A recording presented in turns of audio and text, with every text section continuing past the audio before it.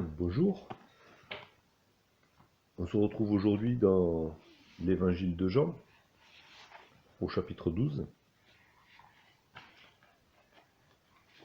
La semaine dernière, on avait vu le début de ce chapitre 12, et on avait vu comment Marie de Béthanie, la sœur de Lazare et de Marthe, avait offert ce parfum de grand prix, ce parfum pur, à Jésus-Christ.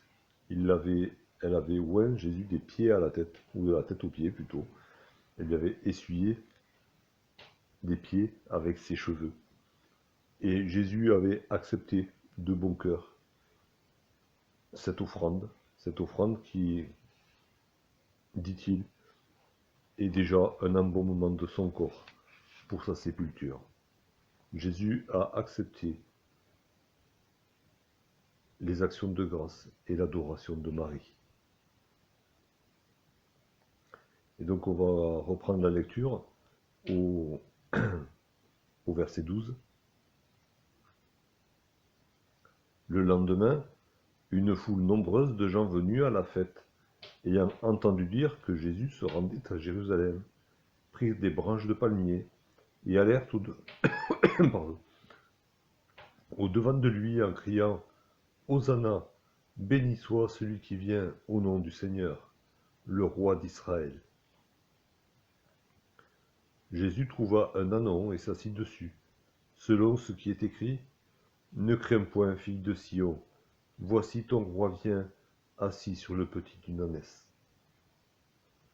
Ses disciples ne comprirent pas d'abord ces choses, mais lorsque Jésus eut été glorifié, ils se souvinrent qu'elles étaient écrites de lui, et qu'elles avaient été accomplies à son égard. Tous ceux qui étaient avec Jésus quand il appela Lazare du sépulcre et le ressuscita des morts lui rendaient témoignage. Et la foule vint au-devant de lui, parce qu'elle avait appris qu'il avait fait ce miracle. Les pharisiens se dirent donc les uns aux autres, « Vous voyez que vous ne gagnez rien, voici le monde est allé après lui. »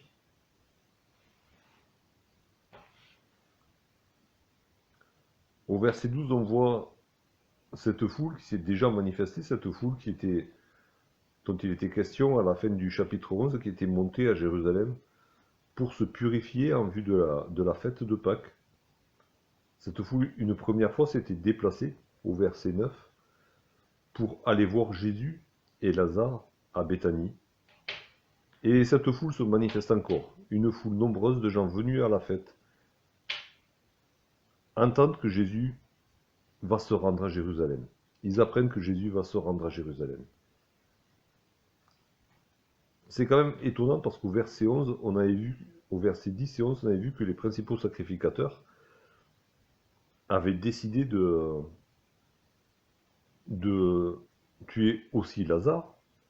À la fin du chapitre 11, on avait appris qu'ils avaient demandé à tous ceux qui pourraient les renseigner sur l'endroit où se trouvait Jésus, de le dire, de le faire.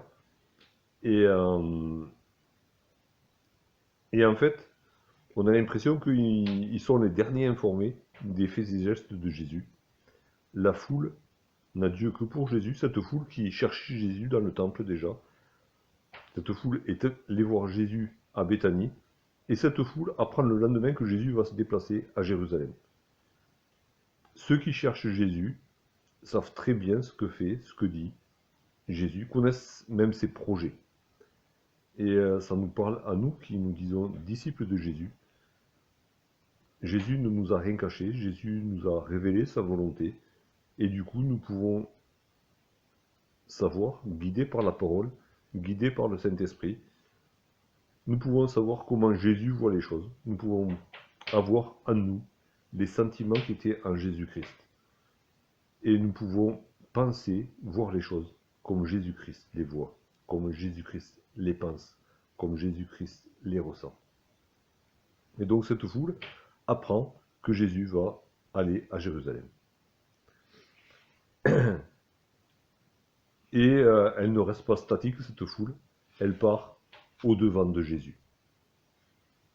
Et elle va rencontrer Jésus sur le chemin entre Béthanie et Jérusalem. Encore une fois, ceux qui cherchent Jésus vont à la rencontre de Jésus hors de la ville, comme il est écrit dans l'Épître aux Hébreux. Et ils n'arrivent pas devant Jésus les mains vides. Ils n'ont pas grand-chose à offrir, mais en termes de biens matériels, mais ils vont au-devant de Jésus avec des palmes. Des palmes qui sont une signification un symbole de victoire, d'acclamation. Et ils vont donc à la rencontre de Jésus comme on va à la rencontre d'une armée qui revient victorieuse. C'est un mouvement de foule, une liesse populaire qui se présente devant Jésus et qui l'accueille avec des cris d'acclamation. Hosanna, béni soit celui qui vient au nom du Seigneur, le roi d'Israël. Cette foule reprend pratiquement mot à mot des versets du psaume 118. C'était déjà, il y avait les palmes qui étaient un symbole de victoire et qui étaient présentes dans la fête des Cabanes, qui étaient aussi présentes dans la fête de la dédicace, qui fêtait la victoire des Israélites conduits par Judas Maccabée sur les envahisseurs. Et là, en se présentant devant Jésus avec ses acclamations, il cite le psaume 118. Je propose de lire dans le psaume 118 à partir du verset 24. C'est ici la journée que l'Éternel a faite, qu'elle soit pour nous un sujet d'allégresse et de joie. Ô Éternel, accorde le salut. Ô Éternel, donne la prospérité. Béni soit celui qui vient au nom de l'Éternel. Nous vous bénissons de la maison de l'Éternel. L'Éternel est Dieu et il nous éclaire. Attachez la victime avec des liens, amenez-la jusqu'aux cordes de l'autel. La foule crie devant Jésus, Hosanna. Hosanna, c'est un mot qui est composé de deux mots hébreux. C'est une exclamation de joie, c'est aussi une prière. Hosanna, un des deux mots, ça veut dire s'il te plaît, je t'en prie. Ça veut aussi dire voici. Et le deuxième mot peut être traduit par sauver, par délivrer, par donner la victoire. Et c'est ce qu'on retrouve au psaume 118, au verset 25. Ô Éternel, accorde le salut. S'il te plaît, sauve-nous. Ô Éternel, donne la prospérité. Donne-nous la victoire. C'est ce mot qui est traduit là par Hosanna. Et Hosanna, ça veut dire aussi voici. Ça veut dire s'il te plaît, je t'en prie, mais ça veut dire aussi voici. Et dans la bouche de cette foule, c'est plus qu'une prière, c'est une proclamation. Voici le Sauveur.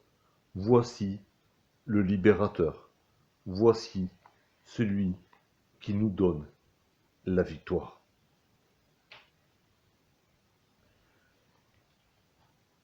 Et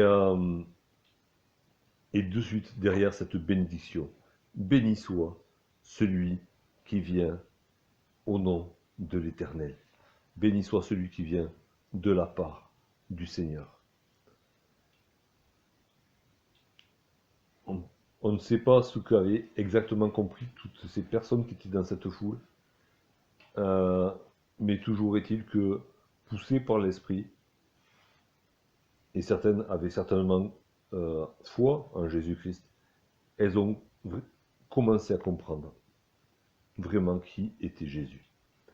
Vraiment, c'est lui qui est le Messie, l'envoyé du Seigneur. C'est lui qui vient pour nous sauver, c'est lui qui vient pour nous délivrer, c'est lui qui nous donne la victoire. Alors les choses n'étaient pas forcément très claires dans leur esprit, ils pensaient peut-être à une victoire nationale, à une délivrance des Romains aussi, mais toujours est-il qu'ils accueillent Jésus comme le libérateur, le sauveur, Jésus le victorieux, et ils le proclament roi d'Israël. C'est lui, le roi d'Israël, disent-ils.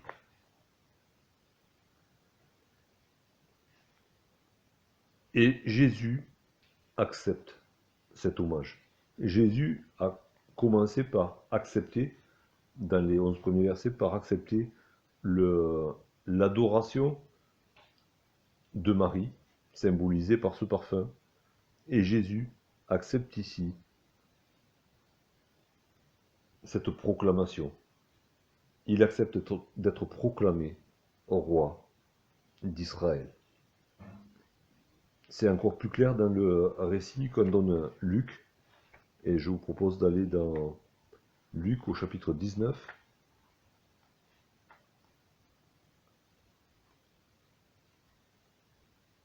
Luc au chapitre 19, à partir du verset 36.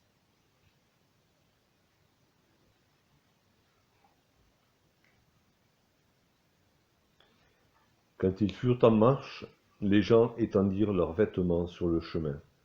Et lorsque déjà il approchait de Jérusalem vers la descente de la montagne des Oliviers, toute la multitude des disciples, saisis de joie, se mit à louer Dieu à haute voix pour tous les miracles qu'ils avaient vus.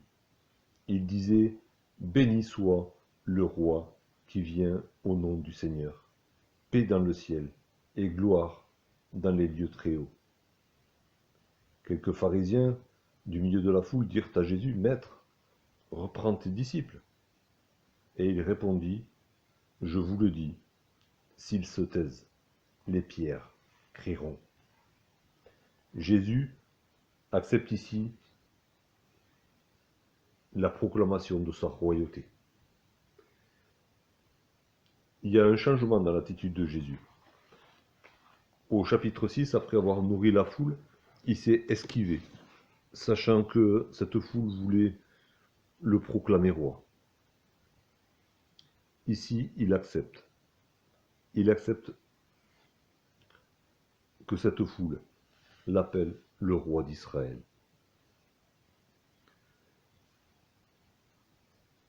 Ce n'est pas que Jésus, tout à coup, commence à chercher sa gloire, mais on le lira la prochaine fois. Il le dit, l'heure vient, au verset 23, l'heure vient où le Fils de l'homme doit être glorifié. Alors Jésus va expliquer comment va se passer sa glorification. Mais sa glorification passe aussi par les hommages de la foule. Sa glorification passe aussi par l'adoration de Marie. Jésus donc accepte cette adoration, cette liesse populaire à son égard. Au verset 14, Jésus trouve un anneau et s'assied dessus. Ce n'est pas par hasard que Jésus fait les choses. Il a toujours, c'est toujours pour une très bonne raison. Il le fait parce que c'était écrit à l'avance. Jésus est venu accomplir la loi, toute la loi. Jésus est venu accomplir aussi toutes les prophéties. Il est l'amen de toutes les prophéties, et en particulier des prophéties qui le concernent. Je propose de lire cette prophétie dans le livre du prophète Zacharie.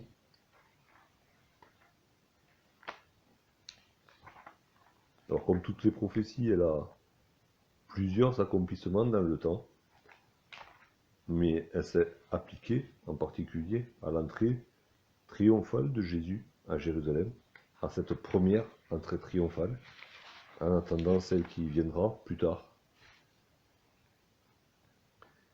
Zacharie au chapitre 9, le verset 9.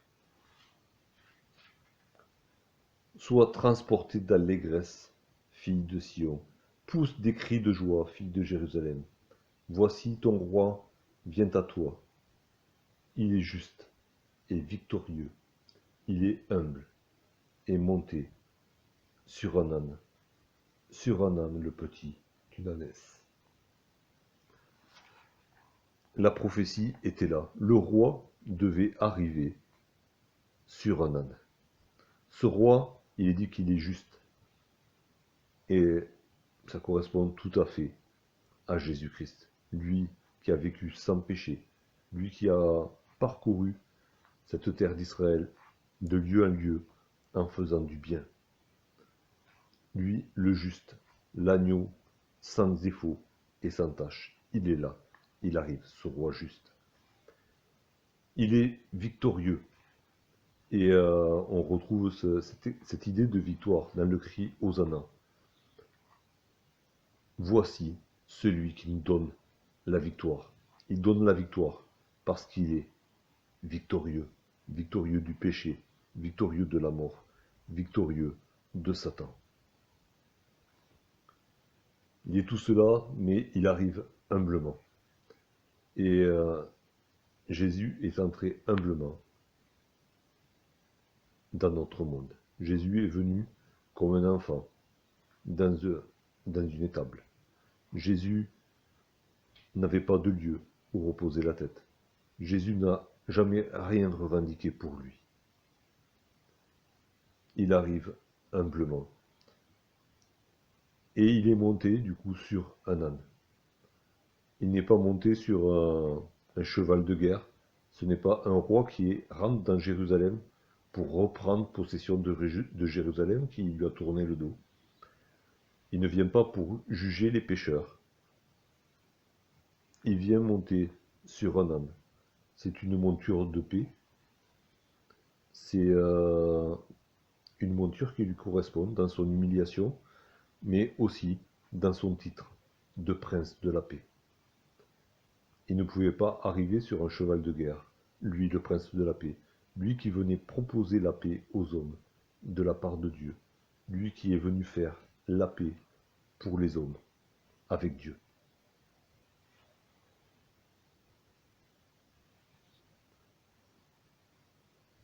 Mais au verset 16, c'est bien dit, les disciples qui assistent à tout cela, qui participent à cette entrée triomphale de Jésus à Jérusalem, ne comprennent pas vraiment ce qui se passe. Ils ne comprennent pas non plus ce que Jésus fait sur cet âne. Ce n'est que plus tard, quand Jésus a été glorifié, quand Jésus est monté auprès du Père, et du coup quand le Saint-Esprit que Jésus avait demandé au Père a été envoyé sur les disciples. C'est à ce moment-là que les disciples ont compris les Écritures. On ne peut pas comprendre les Écritures avec notre propre intelligence. Ce n'est que éclairé par le Saint-Esprit qu'on peut comprendre vraiment les Écritures, comprendre toute la portée des Écritures, et du coup comprendre ce que Jésus a fait, ce que Jésus a dit, ce que Jésus a vécu. Pour ces disciples, c'est quand le Saint-Esprit est venu sur eux. Pour nous, c'est la même chose. Le Saint-Esprit est venu vivre en nous quand nous nous sommes donnés à Jésus-Christ. Et au verset 17, on voit Jésus qui avance au milieu d'une foule de témoins. Cette foule de témoins dont il est question dans Hébreux 12, ben on la retrouve là. Jésus est le point central du cortège. Jésus est à la tête du cortège. Mais Jésus est entouré d'une foule de témoins. Jésus est indissociable de ces témoins. Et les témoins de Jésus sont indissociables du triomphe de Jésus. Et qui sont ces témoins? Ce sont tous ceux qui étaient avec Jésus quand il appela Lazare du sépulcre et le ressuscita des morts. Et là, on comprend un peu mieux ce que Jésus avait dit à ses disciples. Quand il leur avait dit, c'est heureux que je suis heureux de ne pas être allé là-bas quand Lazare était malade pour le guérir. Mais je suis heureux maintenant qu'il est mort, parce que je vais aller le réveiller. Et à cause de vous, je suis heureux parce que votre foi va être fortifiée. Et on voit que c'est non seulement la foi des disciples qui a été fortifiée, mais la foi, à l'exception de ceux qui se sont bouchés les yeux et les oreilles, mais la foi de tous ceux qui étaient présents, tous ceux qui ont entendu et vu Jésus ressusciter Lazare, sont là aux côtés de Jésus et témoignent à la foule, qui est déjà au courant de la chose, mais ils témoignent à la foule de ce qu'ils ont entendu, de ce qu'ils ont vu. Et il y a une résonance dans la foule, parce que la foule avait appris ce miracle, et c'est à cause de ce miracle qu'elle s'est déplacée. Et on peut imaginer la scène avec cette foule qui avait soif d'entendre des témoins de première main, parce qu'ils avaient entendu peut-être des amis qui avaient raconté la chose, mais là ils avaient soif d'entendre les premiers témoins et de voir Jésus lui-même. Ils étaient déjà dans l'allégresse, imaginez quand ils entendent des témoins confirmer ce que eux avaient déjà entendu par ailleurs.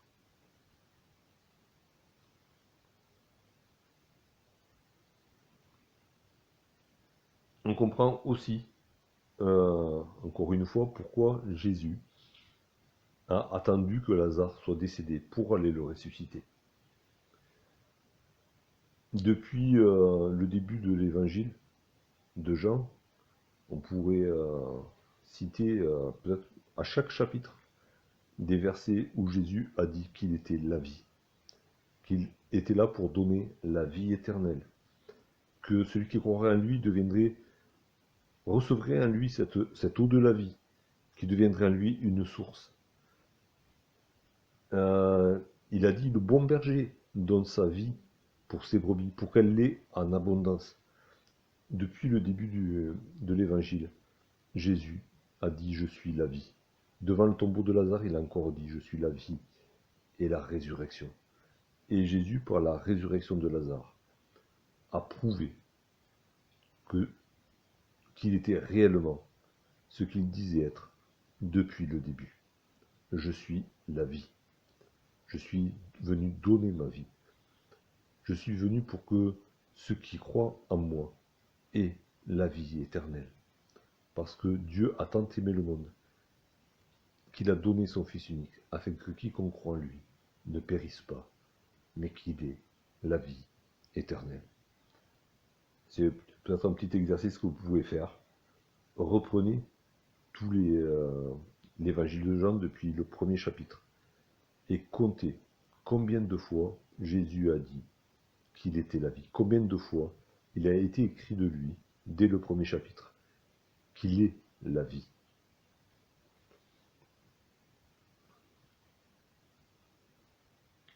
Et Jésus a toujours fait ce qu'il a dit. Quand il a enseigné ses disciples, il a toujours mis en pratique ce qu'il disait. Et là, il a prouvé ce qu'il a dit. Je suis la vie et la résurrection. Et au verset 19, on voit ces pharisiens dépités. Ils avaient demandé, et certainement il y avait déjà une prime à la clé, des renseignements pour localiser Jésus, pour l'attraper et le mettre à mort. Peine perdue, la foule s'est tournée tout entière vers Jésus. Et ils ne peuvent constater leur défaite. Tout le monde est allé après lui. Ceux qu'ils avaient soupçonnés, parce que voilà, quand ils s'étaient réunis, ils avaient soupçonné que si la foule apprenait que Jésus avait ressuscité Lazare, la foule le proclamerait roi, mais leur pire crainte s'est réalisée. Ça me rappelle cette parole, ce que tu crains, c'est ce qui t'arrivera. Et c'est arrivé aux pharisiens. Ils avaient peur de perdre le pouvoir Ils avaient peur que la foule leur tourne le dos. C'est ce qui leur est arrivé. Au lieu de reconnaître la grandeur, la royauté de Jésus, même en voyant ces miracles, ils n'ont pas cru. Ils ont été comme ces démons dont parle Jacques. Ils croient en Dieu, mais ils tremblent. Eux, de la même manière, ils ont vu les miracles. Ils savaient que c'était vrai. Ils savaient que Jésus était vrai. Mais ils ne se sont pas inclinés devant lui. Ils ont eu peur. Et leur crainte s'est réalisée. C'est Jésus qui est devenu le roi. C'est Jésus qui a attiré à lui le cœur de toute la foule. Et eux, ils ont tout perdu.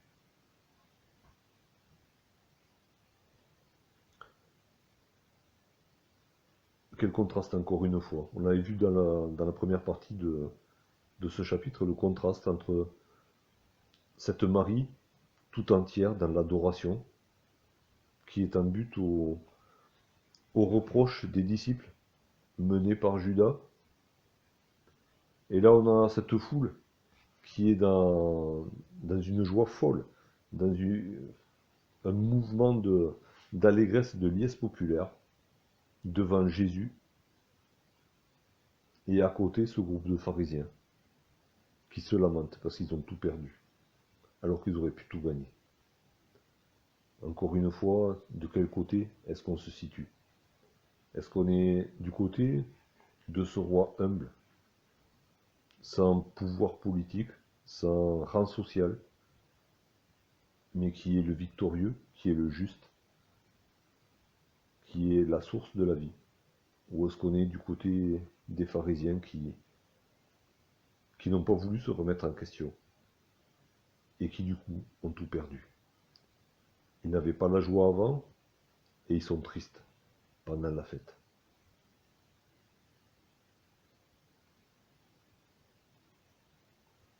Jésus dira à ses disciples aussi: je vous ai dit ces choses, afin que ma joie soit en vous et que votre joie soit parfaite. La vie de Jésus, la vie éternelle, donne la joie. Quand on tourne le dos à Jésus, on plonge dans la tristesse la plus profonde, et pour l'éternité. Que le Seigneur nous garde dans la joie du salut. Amen.